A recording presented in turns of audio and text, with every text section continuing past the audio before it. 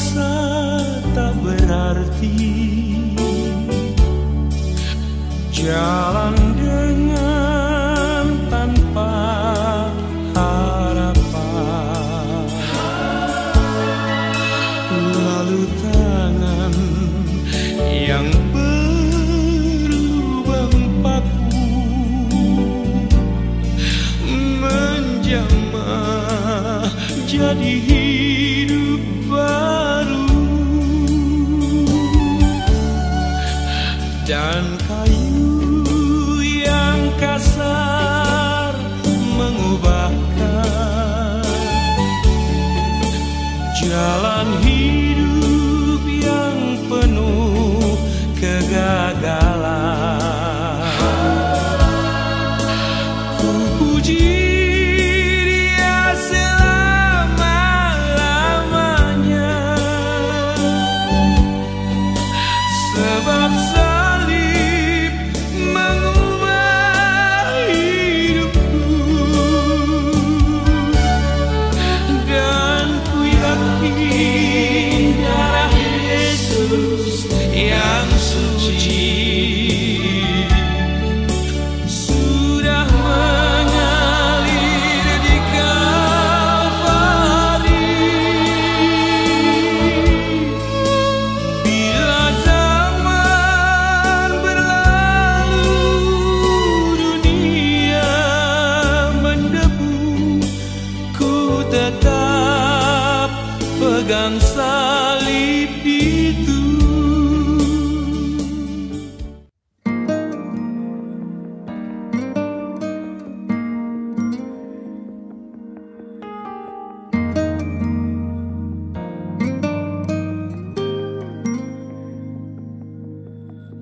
Ku ingin selalu dekat, mendengar suaramu Bapa, lebih dari segalanya. Ku ingin mengenalmu, rahasia hatimu, hanya itu rinduku. Memilihmu bagian yang terbaik, selamanya tak akan terganti. Harta yang paling berharga hanya Kau Yesus selamanya.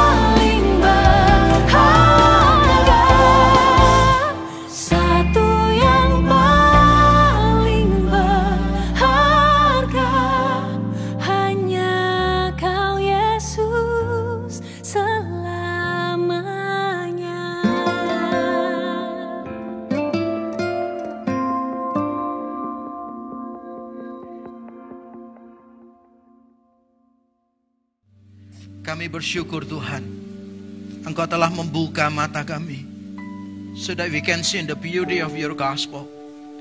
We can celebrate your mercy, your unfailing love in our life. Dan untuk itu kami sungguh bersyukur kepadamu ya Tuhan.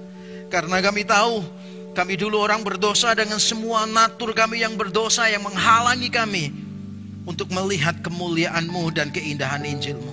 Tapi kami bersyukur, Roh Kudus bekerja dalam hidup kami, membuka mata kami, sehingga kami bisa melihat keindahan Injil, percaya kepada Injil, dan mempercayakan diri kepada Sang Injil yang hidup, Yesus Kristus, Juru Selamat kami. Terima kasih. Sebentar kami akan mendengarkan firman-Mu. Kami berdoa kiranya Roh Kudus berkenan bekerja sekali lagi di tengah kami secara khusus. Bekerjalah melampaui kata-kata hamba-Mu, melebihi apa yang mampu kami doakan atau pikirkan. Kami berdoa kiranya momen pemberitaan firman menjadi momen yang akan mengubahkan hidup kami ya Tuhan. Mungkin ada di antara orang-orang yang mengikut ibadah di gedung ini maupun di rumah masing-masing yang sedang mencari kebenaran. Mereka adalah para seekers. Hamba-Mu berdoa menitipkan mereka ke dalam tangan Tuhan. Kiranya pemberitaan firman memberi jawaban atas hidup mereka. Kiranya Tuhan mencari dan menemukan mereka. Terima kasih ya Tuhan, terima kasih. Kami mau menenangkan hati kami, meneduhkan pikiran kami, supaya kami bisa mendengarkan suara-Mu dengan lebih jelas. Kiranya Injil Yesus Kristus yang benar dan menyelamatkan, kematian dan kebangkitannya, penebusannya yang sempurna dan beranugerah, keberhargaan Kristus sebagai harta satu-satunya bagi kami, kiranya sekali lagi diberitakan sejelas-jelasnya di antara kami. Terima kasih Tuhan. Dalam nama Tuhan Yesus kami berdoa dan bersyukur. Amin, amin, amin. Silakan duduk kembali. Shalom semuanya. Ya, salam sejahtera dari Tuhan kita Yesus Kristus untuk setiap kita dan yang ada di gedung Rai Galaxy Mall maupun di rumah masing-masing. Saya mengucapkan salam sejahtera dari Tuhan Yesus Kristus untuk kita semua. Hari ini kita akan membahas sebuah tema berkaitan dengan Natal, tentu saja bulannya Desember, dan tema kita hari ini adalah tentang berita Natal yang pertama. Wah, sebelum saya menyampaikan firman ini, saya akan memberikan sebuah kuis kecil gitu. Kalau Bapak Ibu Saudara bisa menjawab, ya berarti biasa. Memang kuisnya tidak terlalu sulit. Kalau kita mendengar Natal dan mendengar binatang, karena nanti khotbah saya berkaitan dengan binatang. Nah, kalau kita mendengar kata Natal, mendengar kata binatang, pertanyaannya, binatangnya apa yang kira-kira mau dibahas? Langsung bisa jawab ya, langsung terdengar suara domba. Wah, karena tiap kali Natal selalu ada gembala di padang rumput. Sampai ada satu mama-mama yang marah kepada gereja. Kenapa? Karena anaknya tiap kali drama Natal selalu jadi domba. Bagiannya itu cuma merangkak aja di situ dan dia marah, dia ngomong kepada pimpinan sekolah minggunya, anak saya kok jadi domba terus. Saya kepengen anak saya itu peranannya lebih besar. Masa tiap tahun jadi domba. Dan akhirnya usulannya didengarkan oleh guru-guru sekolah minggu. Drama tahun berikutnya anaknya jadi onta. Karena ceritanya tentang orang Majus dan anaknya bukan cuma jadi onta lebih besar dari domba, tapi dinaiki oleh para Majus itu. Nah, sekarang kalau kita berpikir Natal, kita selalu berpikirnya adalah tentang domba, tentang onta. Dan tepat sekali, hari ini saya akan menyampaikan firman Tuhan tentang seekor binatang yang berkaitan dengan Natal, yaitu ular. Ya, mari kita membaca Kejadian 3 ayat 14 dan 15. Jangan bingung ya, memang benar. Saya akan bicara tentang Natal dan ular. Mungkin kita kaget, apa kaitannya? Kaitannya ada di sini. Mari kita membaca Kejadian 3 ayat 14 dan 15. Sama-sama 1, 2, 3. Lalu berfirmanlah Tuhan Allah kepada ular itu, karena engkau berbuat demikian, terkutuklah engkau di antara segala ternak dan di antara segala binatang hutan. Dengan perutmu lah engkau akan menjalar, dan debu tanahlah akan kau makan seumur hidupmu. Aku akan mengadakan permusuhan antara engkau dan perempuan ini, antara keturunanmu dan keturunannya. Keturunannya akan meremukkan kepalamu, dan engkau akan meremukkan tumitnya. Amin. Amin. Ucapan ini diucapkan oleh Allah dan ditujukan kepada ular yang merupakan representasi dari iblis. Dan kita semua tahu konteksnya. Konteksnya waktu ini adalah manusia jatuh ke dalam dosa. Manusia sudah dijadikan gambar Allah, Tapi tampaknya manusia digoda oleh ular dan menginginkan lebih daripada sekedar gambar Allah. Kurang lebih ular berkata begini, kamu daripada jadi cuma gambar Allah, kamu mau nggak menjadi seperti Allah? Padahal menjadi gambar Allah, diciptakan menurut gambar Allah, sudah pretty good menurut saya. Tapi iblis itu paling pintar, membuat manusia tidak bisa bersyukur. Benar atau betul? Walaupun Tuhan banyak memberi kepada kita, kita sulit untuk bersyukur kepada Tuhan. Dan ini tipu daya iblis, manusia diciptakan sebagai gambar Allah, digoda untuk menjadi seperti Allah. Dan dengarkan kalimat saya ucapkan ini di perayaan Natal beberapa tahun yang lalu. Keinginan manusia untuk menjadi seperti Allah, membuat Allah benar-benar menjadi manusia. Sekali lagi, keinginan manusia untuk menjadi seperti Allah membuat Allah benar-benar menjadi manusia. Dan itulah Natal. Natal berbicara tentang ironi yang terbesar di dalam sejarah umat manusia. Kita sudah diciptakan dalam keadaan yang terbaik, the best condition that we can imagine. Tapi ternyata kita nggak pernah puas, kita menginginkan lebih dari itu. Yang terjadi adalah kita fall short dari semua yang indah itu. Nah, di tengah kejatuhan manusia ini, Allah menunjukkan anugerahnya. Allah menunjukkan anugerahnya. Misalnya apa? Kalau kita melihat Allah mencari manusia. Di pasal 3 ayat yang ke-9, Tuhan bertanya, di manakah engkau? Jadi Tuhan berjalan di taman dan bertanya, where are you? Di manakah engkau? Manusia yang pakai pakaian dari daun ara, digantikan Tuhan pakai pakaian dari kulit binatang. Di pasal 3 ayat 21. Bahkan manusia masih diberi kesempatan untuk punya anak. Walaupun dengan kesakitan. Manusia diberi kesempatan untuk mendapatkan sesuatu dari tanah. Walaupun dengan susah payah. Dan yang paling penting di atas semuanya, manusia tidak langsung mati secara rohani dan jasmani. Padahal Tuhan sudah berpesan, kamu jangan makan buah itu. Ketika kamu makan, pada hari engkau memakannya, engkau pasti akan mati. Dan kita bersyukur, bukan itu yang terjadi. Memang manusia langsung mati secara rohani, tapi tidak pernah lepas dari kebaikan Tuhan. Memang manusia nanti akan mati secara jasmani, tapi bukan pada hari mereka memakannya. Ada anugerah Tuhan di sana, saudara. Dan inilah yang menjadikan kekristenan berbeda dengan keyakinan-keyakinan yang lain. Karena di dalam kekristenan kita diperhadapkan pada Allah yang selalu mencari. Allah kita itu Allah yang mencari.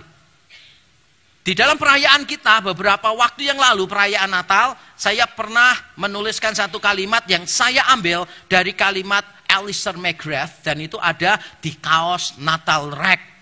Bunyinya begini, when we were searching God, we were actually being searched by Him. Ketika kita dulu sedang mencari Allah, kita dulu sedang dicari oleh Allah. Kekristenan mengajarkan bukan tentang manusia yang mencari Allah. Kenapa? Karena itu nggak masuk akal. That's impossible. That will not work. Kita ini terbatas. Dari mana yang terbatas bisa menemukan yang tidak terbatas? Tidak mungkin. That's impossible. Nonsense. Maka Allah yang tidak terbatas, dia membatasi dirinya masuk di dalam hidup kita. Nah, salah satu bentuk anugerah Tuhan di dalam kisah kejatuhan yang akan kita pelajari hari ini adalah di pasal 3 ayat yang ke-15 tadi. Dikatakan bahwa keturunan perempuan akan meremukkan kepala ular. Dan ular akan meremukkan tumit keturunan perempuan. Dan siapa yang dimaksud ular di sini? Ular di sini merupakan representasi untuk iblis. Dikatakan di dalam Wahyu pasal 20 ayat 2 dan juga pasal 12 ayat 9 dikatakan demikian. Ia menangkap naga, si ular tua itu, yaitu iblis dan setan. Dan ia mengikatnya 1000 tahun lamanya. Ini adalah janji Allah yang diucapkan pada waktu peristiwa kejatuhan manusia. Ini disebut dengan istilah proto-evangelium. Kalau dalam bahasa Latin, yang mau gagah-gagahan boleh dicatat. Cara bacanya juga gampang sekali. Proto-evangelium itu artinya the first gospel. Berita baik yang pertama. Yaitu bahwa keturunan perempuan akan meremukkan kepala ular. Ini berita baik dan diberikannya pada waktu kejatuhan. Jadi siapa bilang, saudara, orang itu berkata bahwa Allah yang di perjanjian lama itu bukan Allah yang beranugerah. Di perjanjian lama Allahnya itu adalah Allah yang suka marah. Allah yang pokoknya sedikit-sedikit menunjukkan murkanya. Ada beberapa orang tanya kepada saya begitu. Saya pernah di seminar ditanya, Pak, kenapa ya Allah di perjanjian lama dikit-dikit ngegas gitu kan ya. Allah di perjanjian lama dikit-dikit menghukum gitu. Tapi di perjanjian baru dia sabar, penuh kasih. Mengapa? Terus saya jawab, karena Allah semakin tua, semakin dewasa, dia belajar dari semua kesalahannya. Tentu saja bukan begitu, Bambang. Jadi Allah di perjanjian lama dan di perjanjian baru itu sama. Allah di perjanjian lama, Allah yang adil, di perjanjian baru Allah yang adil. Di sini Allah yang penuh kasih, di sini Allah yang penuh kasih. Tidak ada bedanya. Allah di perjanjian baru, coba lihat. Anania Safira bohong, diapain sama Tuhan? Mati. Herodes sombong, diapain? Mati. Itu perjanjian baru loh, bukan perjanjian lama loh. Dan Allah juga penuh anugerah di dalam perjanjian lama. Sejak manusia jatuh ke dalam dosa, kita sudah melihat bentuk anugerah Tuhan diberikan. Dia mencari manusia yang hilang. Ketika manusia membuat pakaian sendiri, Tuhan memberi yang lebih baik. Ketika manusia dihukum oleh Tuhan, manusia masih diberi kesempatan berkembang biak, masih diberi kesempatan menikmati hasil bumi walaupun dengan susah payah, dan manusia tidak langsung mati right away. Dan yang paling penting yang kita bahas hari ini, karena Allah memberikan janji yang pertama, the first gospel, the first Christmas. Dan melalui ucapan ini kita akan belajar 3 hal penting tentang cara kerja Allah dalam keselamatan kita. 3 hal yang penting. Yang pertama, saudara, Allah menyelamatkan secara beranugerah. Allah menyelamatkan secara beranugerah. Janji yang tadi kita baca, proto-evangelium tadi, the first gospel, diberikan itu dalam konteks hukuman. Ayat 14 dan 15, hukuman untuk ular. Ayat 16 sampai 19, hukuman untuk manusia. Tapi menariknya, di tengah-tengah hukuman, Allah masih memberikan janji. Yang lebih menarik menurut saya, bukan di tengah-tengah hukuman, tapi diberikan sebelum Tuhan memberikan hukuman kepada manusia. Janji ini diberikan pada waktu Allah memberikan hukuman kepada ular, belum kepada manusia. Hukuman kepada manusia itu ayat 16. Tapi bahkan sebelum Tuhan memberi hukuman di ayat 16, Tuhan sudah memberikan janji dulu di ayat yang ke-15. Dan you know what, yang lebih membuat ini menarik adalah ketika saya merenungkan ini, manusia sebelum diberi janji ini, manusia itu tidak punya jasa sama sekali. Bahkan ketika manusia jatuh ke dalam dosa, apakah manusia teriak-teriak minta tolong sama Tuhan? Ketika Hawa mulai makan memberikan kepada Adam suaminya, ketika mereka berdua jatuh ke dalam dosa, apakah mereka minta ampun kepada Tuhan? No. Mereka tidak datang kepada Tuhan. Mereka tidak mencari Tuhan. Bahkan ketika Tuhan menemukan mereka dan Tuhan tanya, Adam, kenapa kamu makan buah itu? Adam jawabannya luar biasa. Perempuan ini yang kau tempatkan di sisiku, dia yang memberikan, maka aku makan. Dengan kata lain, Adam lu mau ngomong gini, kok nyalain aku? Siapa yang salah? Yang naruh perempuan ini di sini siapa? Kan kamu. Berarti yang salah dia, yang salah kamu. Lalu Tuhan tanya sama perempuan itu, kenapa kamu makan dari buah itu? Perempuannya apakah, ya Tuhan minta maaf, I'm so sorry ya Tuhan ya. Enggak, dia ngomong gini, ular itu yang memberikannya kepadaku. Padahal ular itu di ayat awal, di pasal 3 disebutkan apa? Binatang yang paling cerdik di antara semua binatang. Seolah-olah Hawa ngomong gini, yang kasih itu ular. Dan kamu tahu, ular itu paling cerdik. Siapa yang nyiptakan dia paling cerdik? Ya kamu. Coba yang nawarkan itu keledai atau udang. Pasti saya berhasil untuk mengelabui mereka. Tapi ini ular, cerdik, paling pinter. Siapa yang menciptakan? Yang menciptakan kamu juga. Jadi manusia itu tidak mengucapkan satu kata tolong, enggak. Tidak mengucapkan satu kata sorry, tidak. Tapi walaupun manusia begitu, Allah tetap datang. Dan Allah memberikan janji ini, bahwa Allah akan menghancurkan iblis. Janji diberikan bahkan ketika manusia menyalahkan Allah, lari dari Allah di tengah-tengah hukuman, saudara. Dan ini menunjukkan kepada kita apa? Kebaikan Allah mendahului keadilannya. Kebaikan Allah mendahului kebaikannya. Dan Natal kita diingatkan dengan itu. Yohanes 1 ayat 14 ayat yang terkenal mengatakan demikian. Firman itu telah menjadi manusia, Natal. Dan diam di antara kita. Kita telah melihat kemuliaannya, yaitu kemuliaan yang diberikan kepadanya sebagai anak tunggal Bapa. Baca sama-sama. Penuh kasih karunia dan kebenaran. Duluan mana yang disebut? Kasih karunia atau kebenaran? Kasih karunia. Kenapa bukan kebenaran dulu? Karena kalau bunyinya penuh kebenaran dan kasih karunia, maka kasih karunianya nggak perlu ada. Kenapa? Begitu Tuhan mendahulukan kebenarannya, mendahulukan keadilannya, mendahulukan kekudusannya, in second we all die. Kita semua pasti mati. Jadi percuma disiapkan kasih karunia. Percuma. Kenapa? Karena kita tidak punya waktu untuk menikmatinya. Langsung mati right away. Tapi kita bersyukur Allah kita adalah full of grace and truth. Allah menjadi manusia, bukan manusia menjadi Allah. Saya pernah berbincang-bincang dengan seseorang dan dia berkata begini, sampai kapanpun saya tidak mungkin jadi Kristen katanya. Kenapa Bapak yakin sampai kapanpun nggak pernah jadi Kristen? Saya pikir dulu punya mantan Kristen, terus disakitin hatinya atau apa. Dia bilang gini, karena orang Kristen tuh ajarannya nggak masuk akal. Saya tanya, ya nggak masuk akal yang mana ya? Masa manusia jadi Allah? Kan tidak masuk akal. Wah, saya bilang, setuju Bapak, manusia jadi Allah tidak masuk akal. Terus dia kaget, dia tanya, kenapa kamu Kristen kalau gitu? Saya jawab, karena di kekristenan tidak pernah diajarkan manusia menjadi Allah. Di dalam kekristenan diajarkan Allah menjadi manusia. Yang terbatas menjadi tidak terbatas itu impossible, itu nonsense.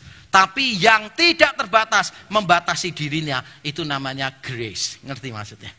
Sangat mungkin, sangat rasional Allah membatasi dirinya dan itulah yang dilakukan. Allah itu full of grace and truth.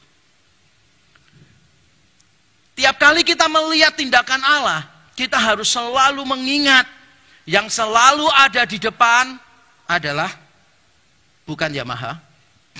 Kebaikannya yang selalu ada di depan itu adalah kemurahan Allah, kebaikan Allah, saudara. Itu yang selalu ditaruh di depan. Sehingga kalau ada di antara saudara yang merasa begitu berdosa, merasa terlalu salah dan tidak layak dikasihi, bahkan engkau nggak bisa mengasihi dirimu sendiri, bahkan keluargamu nggak bisa menerima engkau karena menganggap engkau noda, kotor, menjijikan, sampah yang nggak patut untuk diambil, maka Natal adalah berita untuk kita.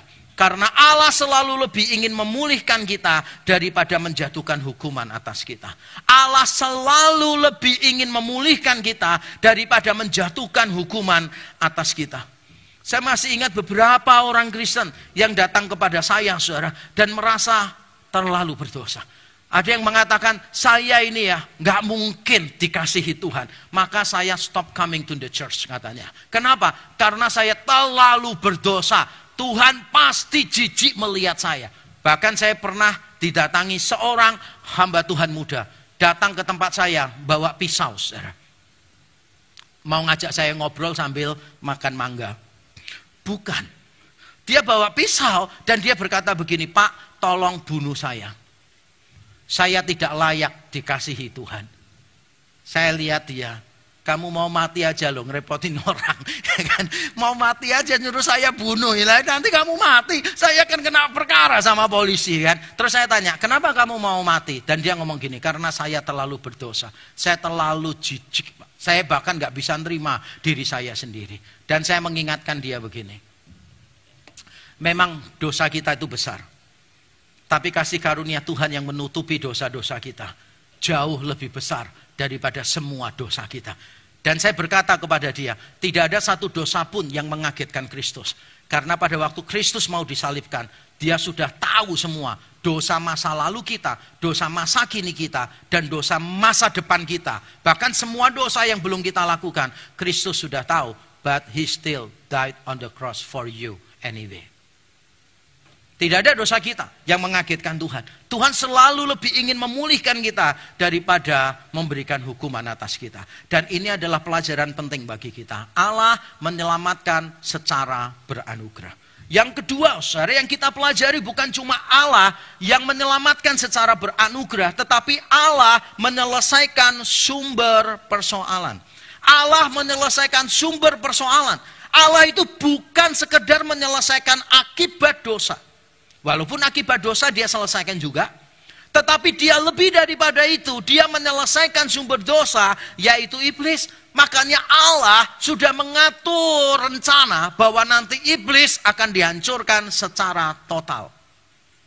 Apakah Allah menyelesaikan akibat dosa? Oh ya jelas, Allah menyelesaikan akibat dosa. Coba kita ingat-ingat dulu. Pada waktu manusia berdosa, akibat dosa langsung adalah manusia takut bertemu dengan Tuhan. Manusia sembunyi lari dari Tuhan. Ini akibat dari dosa. Tuhan selesaikan enggak? Selesaikan. Dengan cara apa? Tuhan mencari manusia. Pada waktu manusia berdosa, mereka langsung sadar mereka telanjang. Mereka langsung membuat pakaian dari daun ara. Kalau bahasa Indonesia itu menuliskannya agak sedikit ada tambahan, yaitu manusia membuat cawat dari daun ara.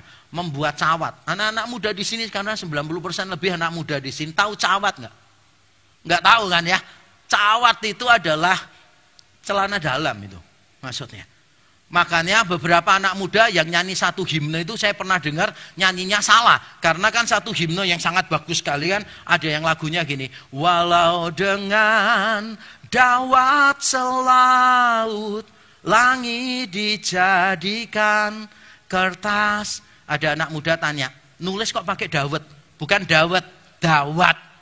Terus ada yang salah nyanyi, walau dengan cawat selaut. Saya kasih tahu cawatnya siapa, lebarnya selaut. Dawat itu tinta gitu loh, saudara. Itu kata-kata yang kuno ya, bener ya, artinya tinta ya. Saya mencoba agak nggak yakin supaya kelihatan muda ya. Ada beberapa kata yang memang kurang pas, membuat cawat. Ya kalau membuat cawat itu kan nggak bisa tiba-tiba sih. Manusia tuh begitu jatuh dalam dosa kan sadar dia telanjang, nggak mungkin lah. Kita telanjang gini kan, terus gitu. Adam Hawa telanjang. Terus Adam ngomong sama Hawa, mau bikin sendiri atau tak bikinkan? Oh ya bikinkan aja, sebentar tak ukur ya gitu. Setelah diukur, kamu mau model apa? Slim fit, regular fit, atau apa? Enggak sih, bahasa Ibraninya bukan begitu. Bahasa Ibraninya begitu jatuh dalam dosa, langsung melilitkan daun ara. Jadi langsung diambil, dililitkan begitu untuk menutupi. Itu akibat dosa, yaitu ketelanjangan. Tuhan selesaikan enggak akibat dosa? Selesaikan. Tuhan ambil binatang, Tuhan sembelih binatang, kulitnya Tuhan jadikan pakaian untuk menutupi ketelanjangan. Tuhan menyelesaikan akibat. Tapi bukan cuma menyelesaikan akibat, Tuhan itu menyelesaikan sumber dosanya, yaitu iblis. Kepalanya akan dihancurkan oleh Tuhan. Jadi Tuhan itu benar-benar menyelesaikan sumbernya. Makanya saya ingin mengulang kalimat yang saya ucapkan selama pandemi beberapa kali, yaitu ini. Allah bukan melakukan tambal sulam. Dia mendaur ulang. Allah itu tidak suka melakukan tambal sulam. Karena Allah tahu, kalau cuma tambal sulam, persoalannya nggak akan pernah terselesaikan. Kita akan selalu disibukkan dengan persoalan ini itu. Karena solusinya tidak pernah diselesaikan. Tapi Allah menyelesaikan bukan cuma akibat dosa, tetapi sumbernya langsung. Supaya kelak nanti tidak akan ada dosa, tidak akan ada akibat-akibat dosa. Dan itulah Allah kita. Tapi sayangnya saudara, banyak orang Kristen seringkali suka tambal sulam. Tidak suka didaur ulang. Sebagai contoh misalnya, saya memberikan konseling kepada banyak pasangan suami istri. Dan salah satunya, beberapa lebih tepatnya bukan salah satunya, beberapa saya mendapati persoalannya itu adalah lebih dalam daripada sekedar komunikasi. Tapi berapa banyak suami istri yang kalau bertengkar selalu mintanya tips praktis. Misalnya begini, Pak, solusinya apa ya? Suami saya ini kalau ngomong itu ketus gitu. Saya ini gak tahan dengarkan omongannya. Dia selalu ngegas dan menyakiti hati saya. Terus suaminya bilang, ya kamu sih, aku baru ngomong satu kata. Kamu sudah berkata-kata, banyak sekali kata-katamu. Kamu tuh istri atau Google? Tiap kali ngetik satu kata, direkomendasi yang lain panjang banget ya. Solusinya apa? Ya kalau mau tips praktis gampang. Solusinya adalah jangan bertemu. Solusinya gampang. Ngomong sama tembok. Kan bukan gitu sih. Solusinya bukan itu, karena persoalannya bukan sekedar komunikasi. Persoalannya itu seringkali hati, masing-masing punya berhala. Saya kasih satu contoh misalnya, ini sering terjadi. Satu pasangan, yang satu punya berhala penerimaan, yang satu punya berhala pengakuan. Biasanya yang wanita punya berhala penerimaan. Dulu di rumah orang tuanya, dia nggak pernah diterima, selalu dibanding-bandingkan dengan yang lain, nggak pernah merasa dicintai. Lalu dia menikah dengan harapan kekosongan jiwanya dulu ditutupi oleh suaminya. Nah, pada waktu dia menikah dengan seorang suami yang berhalanya pengakuan. Yang penting bagi suami adalah pencapaian. Karir, nambah duit. Bahkan suaminya melihat dia hanya sebagai alat saja. Dipakai untuk keberhasilan suaminya, tapi nggak pernah diterima. Wah, bertengkar terus belasan tahun menikah, bertengkar terus menerus. Ketika berjumpa dengan saya tidak memberikan tips praktis. Saya cuma bilang, kalian semua punya berhala, dan berhalanya harus diselesaikan. Kamu yang punya berhala penerimaan, kamu harus datang kepada salib Kristus. Dan kamu diterima oleh Kristus. Kristus menghargai kamu dengan cara apa? Kristus mati buat kamu. Melebihi emas dan perak, dia membayar semua dosamu. Kamu berharga karena dibayar dengan harga yang mahal. Dan kepada suaminya saya bilang, kamu nggak perlu prove something supaya kamu merasa berharga. Kenapa? Karena Kristus sudah melakukan semuanya buat kamu. He has done all for you. Dia tidak tuntut kamu melakukan apapun bagi dia. Kalau saya tidak bicara tentang berhala-berhala ini, percuma dikasih tips praktis seperti apapun, doesn't work, saudara. Kenapa? Persoalan manusia adalah hati, bukan komunikasi. Allah tidak mau tambal sulam, Allah ingin daur ulang. Dan ketika Allah menjanjikan akan menghancurkan iblis, dan dia menghancurkannya representasinya ular, saya ingin kita memahami ini dengan baik, saudara. Tuhan berkata begini, ular nanti akan berjalan dengan perutmu dan akan makan debu tanah. Beberapa orang sempat tanya kepada saya dalam beberapa seminar, apakah ayat ini membuktikan bahwa ular dulu punya kaki? Setelah menjadi penyebab dosa manusia, maka Tuhan memberikan hukuman, kakinya dipotong, lalu ular berjalan dengan perutnya. Nah, saudara perlu paham baik-baik, Alkitab bukan buku biologi. Alkitab tidak memberikan informasi sebanyak yang kita inginkan di bidang sains. Karena Alkitab ditulis bukan untuk memuaskan rasa ingin tahu kita. Alkitab bukan Wikipedia, bukan Google, bukan semua situs AI.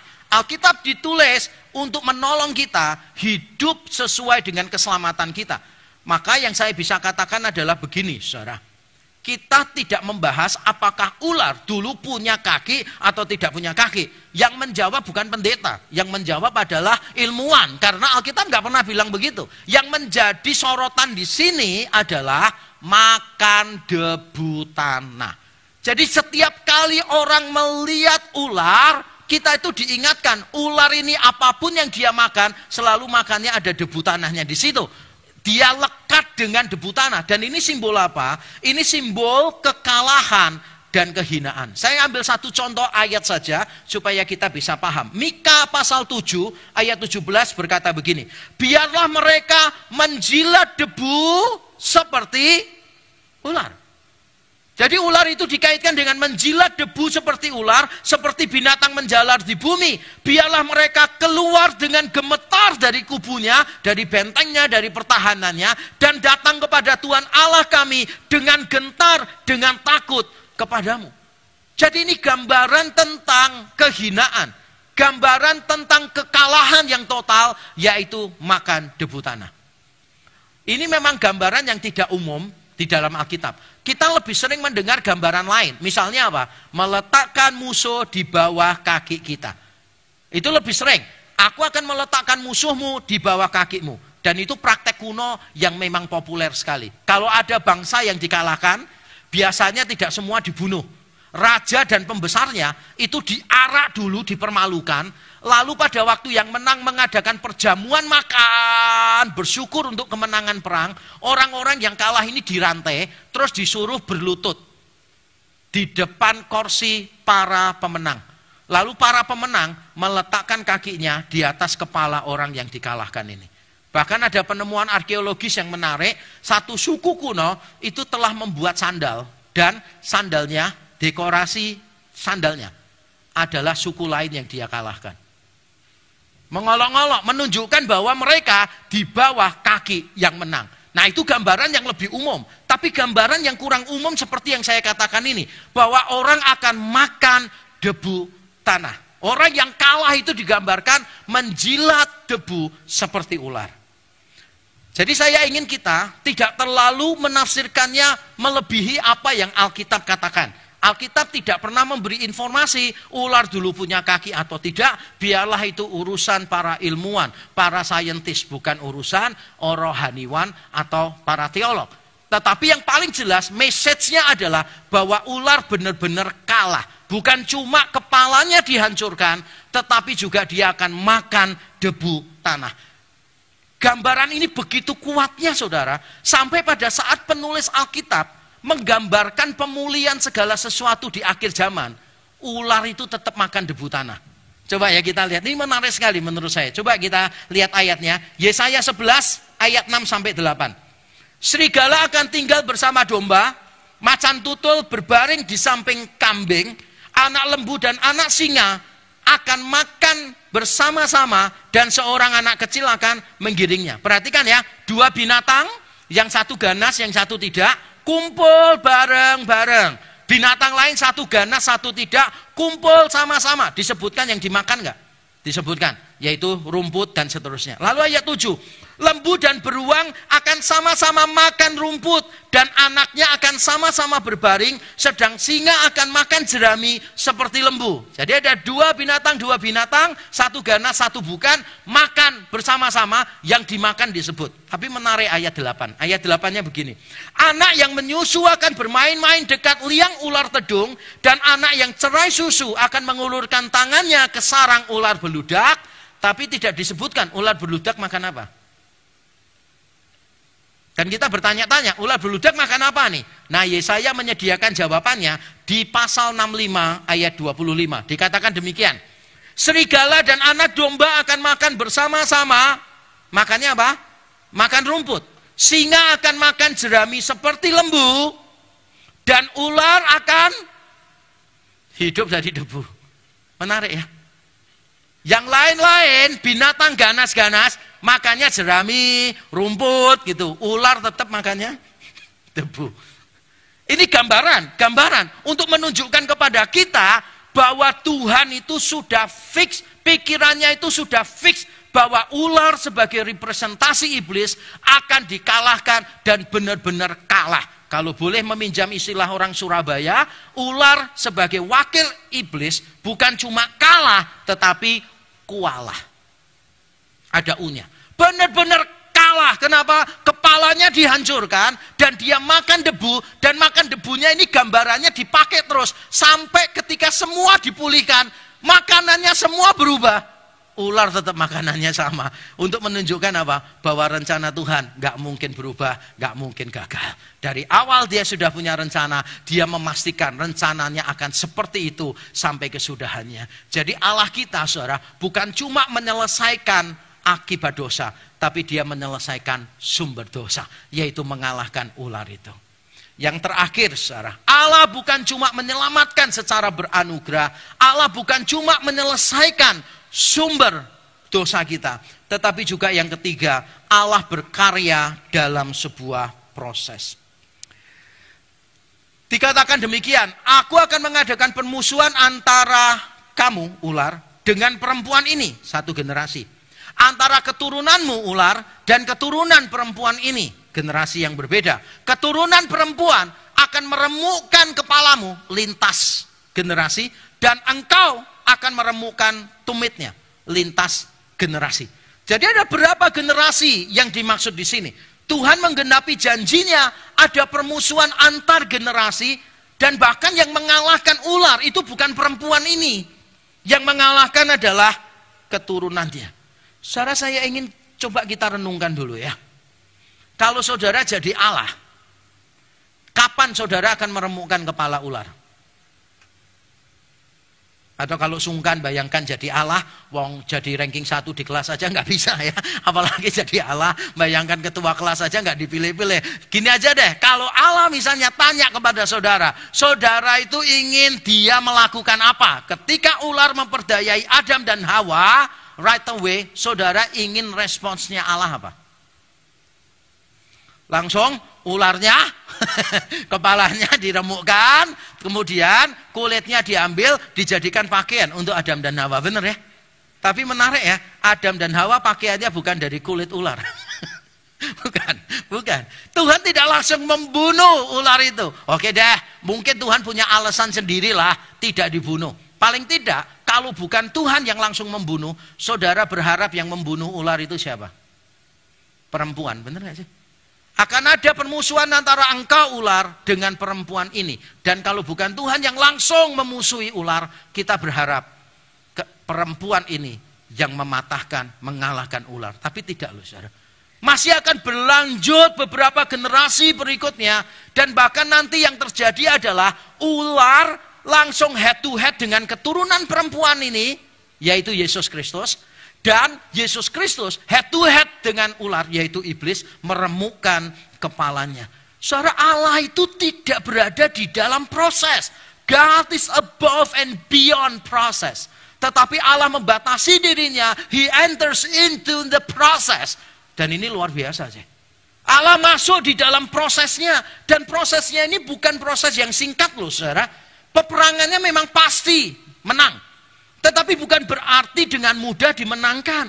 Prosesnya itu antar generasi. Bukan cuma antar generasi. Tapi prosesnya tidak menyenangkan, saudara. Kita berpikir kalau keturunan perempuan akan meremukkan kepala ular, titik. Akan menyenangkan. Tapi ternyata tidak. Ular ini juga akan meremukkan. Perhatikan ya.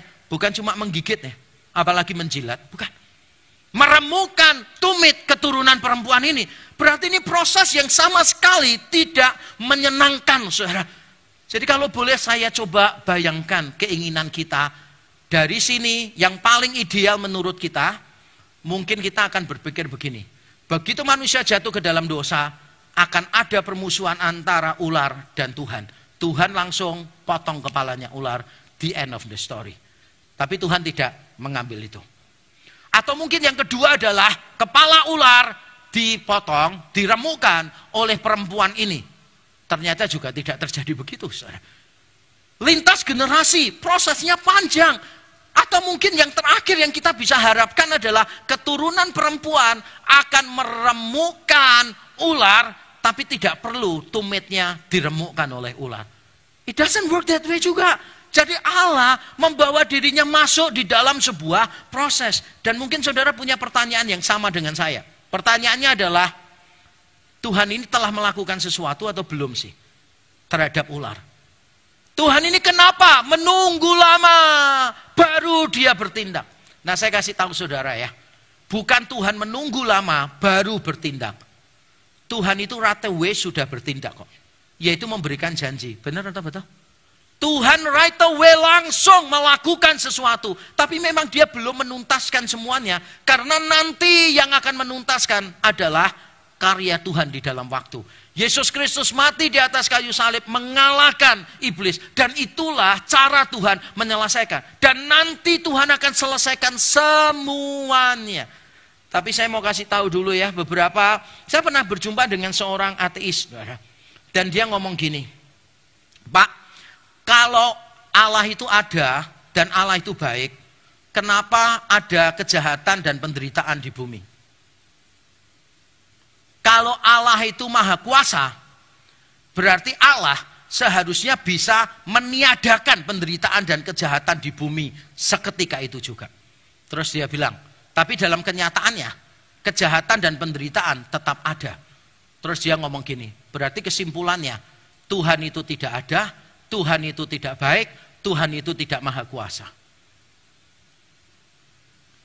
Saya sudah dengar ini berkali-kali. Karena ini merupakan salah satu argumen ateis untuk menentang teisme.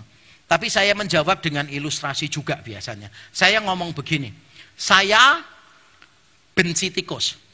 Karena memang benar, saya paling tidak suka dengan tikus. Saya mampu membunuh tikus. Dan itu memang benar. Karena dulu waktu saya praktek pelayanan di satu gereja, tiap kali ada tikus, selalu semua spontan langsung Yakob gitu. Jadi saya spesialis untuk penanggulangan masalah tikus. Dan saya punya cara sendiri untuk menangkap tikus. Saudara. Jadi tikus dimanapun, saya itu sudah hafal gerejanya, pastori gerejanya saya hafal. Begitu ada tikus, saya lihat dia di mana, lalu saya coba tutup sana, tutup sini, saya kondisikan dia untuk masuk ke jalur yang saya mau, gitu kan. Entah di belakang lemari yang nggak ada way out-nya, entah dia masuk ke kamar mandi. Setelah itu saya kunci, saya berdiri di atas baknya dan saya bunuh dia. Saya merasa saya cukup ahli juga untuk membunuh tikus. Saya benci tikus, saya mampu membunuh tikus. Di rumah saya ada tikus. Kesimpulannya, saya tidak ada. Enggak dong ya. Kesimpulannya apa? Kesimpulannya saya belum mau menghilangkan semua tikus itu sekarang. Itu kesimpulan yang lebih masuk akal. Dan itulah yang dilakukan oleh Tuhan. Tuhan tidak langsung membunuh iblis, memusnahkan iblis di Kejadian pasal 3. Tapi dia pasti akan memusnahkan iblis, menghukum iblis, mengalahkan dengan total. Pasti. Tapi bukan berarti dia do nothing. Bukan. He did something. Yaitu memberikan janji dulu kepada kita. Menunjukkan anugerahnya dulu kepada kita, saudara. Jadi Allah ketika saudara tidak melihat hasil dari pekerjaan Allah, bukan berarti Allah belum bekerja dalam hidupmu. Dengarkan saya baik-baik. Ketika engkau tidak melihat hasil pekerjaan Allah, bukan berarti Allah belum bekerja di dalam hidupmu. Dia selalu mendahului kita. Dia selalu sudah mengerjakannya. Tapi hasilnya yang penuh belum terlihat di mata kita. Percayalah, He has done it. He did it. He is doing it. And He will do it. He will be doing it until the end. Saudara, Allah kita adalah Allah yang selalu bekerja.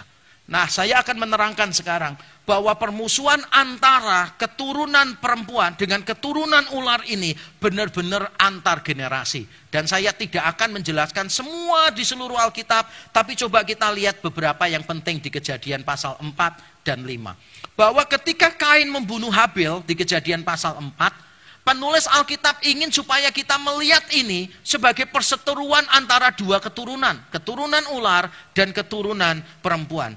Yang ngomong bukan saya, tapi Yohanes. Mari saya bacakan 1 Yohanes 3 ayat 10-12.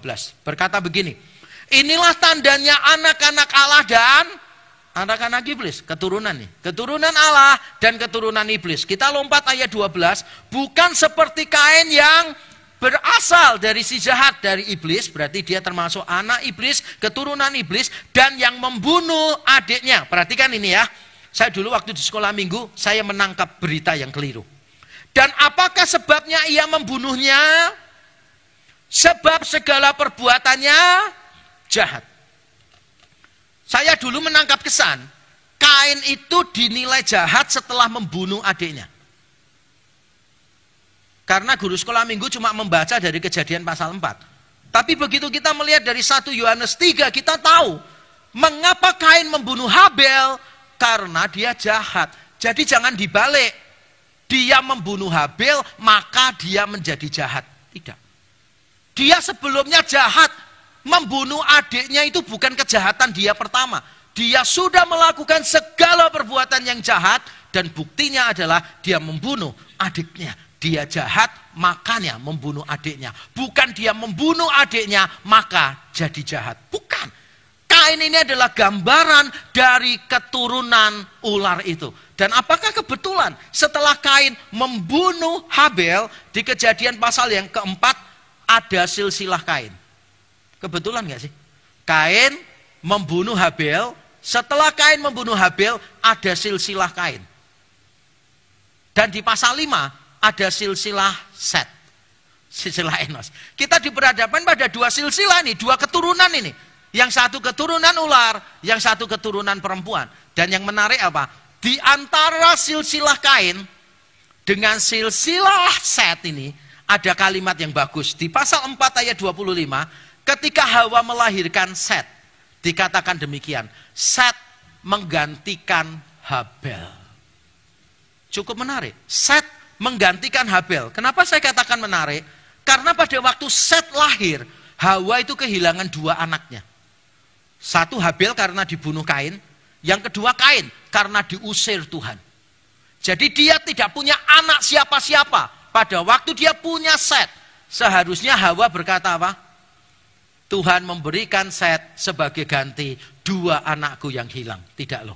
Hawa secara spesifik berkata, Set menjadi pengganti Habel. Karena di dalam perseteruan ular dengan perempuan, keturunan ular dengan keturunan perempuan, Tuhan tidak mau keturunan perempuan kalah. Tuhan tidak mau. Ketika Habel dibunuh, Tuhan bangkitkan Set. Dan apakah kebetulan kalau di akhir Kejadian pasal 4, Set memperanakan Enos, lalu dicatat begini, mulai saat itu, mulai zaman Enos, orang mulai memanggil nama Tuhan. Terjadi perubahan besar di sana karena ada 2 keturunan di situ. Dan kalau kita membaca Alkitab to make it short, maka kita akan tahu dari Set, Enos, lalu lahirlah Nuh. Dari Nuh lahirlah Abraham. Dari Abraham lahirlah Ishak dan Yakub. Dari Yakub lahirlah Yehuda yang diberkati oleh Yakub di Kejadian 49.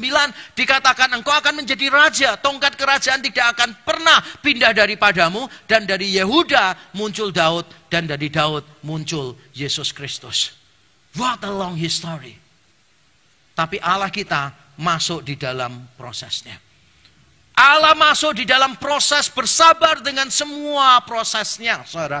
Makanya kalau saudara sekarang sedang berada di dalam sebuah proses, dalam keadaan yang tidak nyaman sama sekali. Mungkin engkau sedang terpuruk, mungkin engkau sedang hancur, dan engkau tidak mungkin bisa berharap yang lebih, karena berharap pun takut.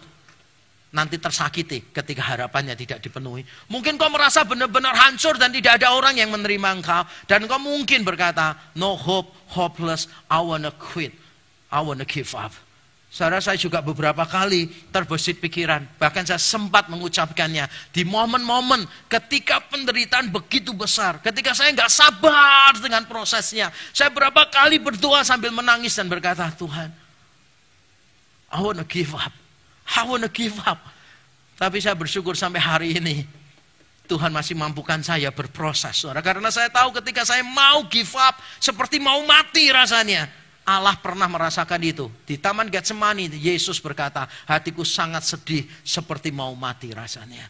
Kalau saudara sedang berproses dan saudara mau give up, saya ingin menghibur saudara dengan kalimat ini.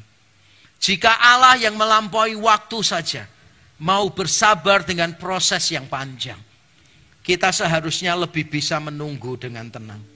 Jika Allah yang melampaui waktu saja mau bersabar dengan proses yang panjang, kita seharusnya lebih bisa menunggu dengan tenang. Saya harus akui, saya sering gagal menunggu dengan tenang. Menunggu sih, tapi dengan keluhan. Menunggu sih, dengan omelan. Menunggu sih, tapi kehilangan harapan. Tapi Tuhan ingin supaya kita menunggu dengan tenang. Meyakini bahwa Tuhan beserta dengan prosesnya. Dan karena dia beserta dengan prosesnya, maka kita akan sampai pada tujuannya. Dan saya ingin menutup khotbah saya dengan membacakan ayat dari Yohanes 13. Ketika Yesus mau disalibkan, dikatakan sementara itu sebelum hari raya Paskah mulai, Yesus telah tahu bahwa saatnya sudah tiba untuk beralih dari dunia ini kepada Bapa. Sama seperti ia senantiasa mengasihi murid-muridnya, demikianlah sekarang ia mengasihi mereka sampai kepada kesudahannya. Yesus tahu sebentar lagi dia akan mati, dibangkitkan naik ke surga, kembali kepada Bapanya. Dan dia memutuskan, I will love my disciples till the end. Tuhan mengasihi, dan karena hati yang mengasihi itu, Tuhan bersabar di dalam prosesnya. Sampai Yohanes 19, dia bisa berkata, it is finished. It is finished. Saudara, saya sungguh rindu saya dan saudara dimampukan Tuhan bersabar di dalam prosesnya. Sehingga kelak ketika proses itu selesai, kita bisa menengok ke belakang. Melihat His sustaining grace, His unfailing love, yang terus-menerus menopang kita. Dan pada akhirnya kita bisa berkata, it is finished. Bagi saudara yang mau menyerah dengan keluargamu, dengan pernikahanmu, dengan orang tuamu, dengan anak-anakmu, dengan pekerjaanmu, dengan apapun juga, engkau mulai berkata, Tuhan aku gak kuat lagi, I wanna give up. Tapi hari ini saya mau beritahu saudara, don't give up yet. bersabar di dalam prosesnya. Tuhan tahu perasaanmu karena dia juga masuk di dalam proses. Dia merengkuh perasaanmu dan Tuhan menyertai engkau sampai pada akhirnya. Mari kita tunduk kepala, kita berdoa.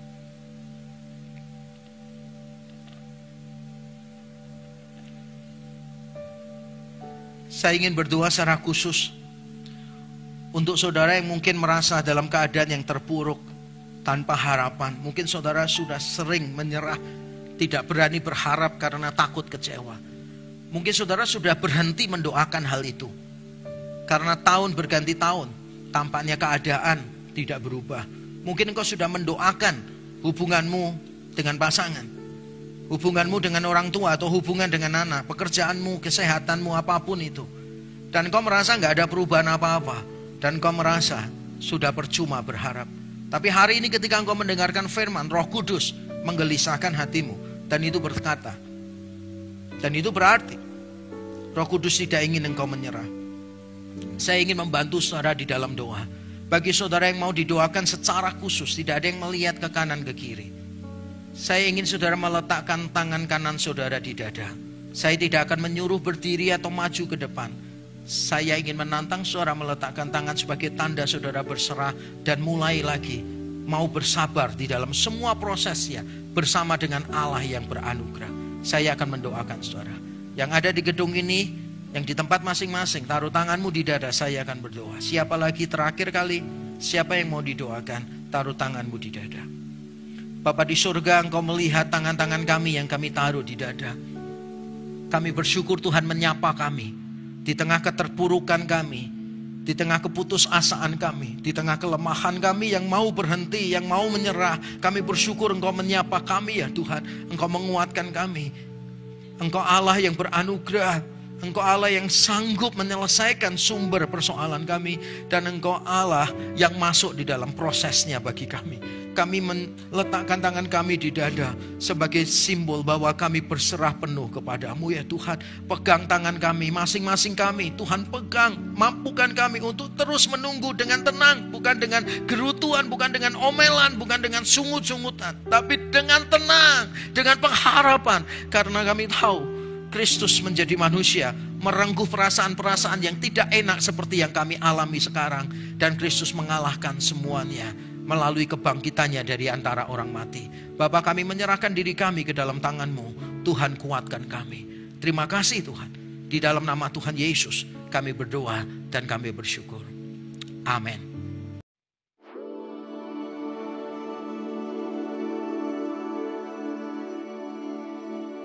Hidupku ada di tangan-Mu. Kau beri rancangan yang terindah. Tak hanya yang baik saja yang ku terima. Walau tubuhku diremukkan, walau jiwaku terkoyakkan, pujianku takkan terhenti.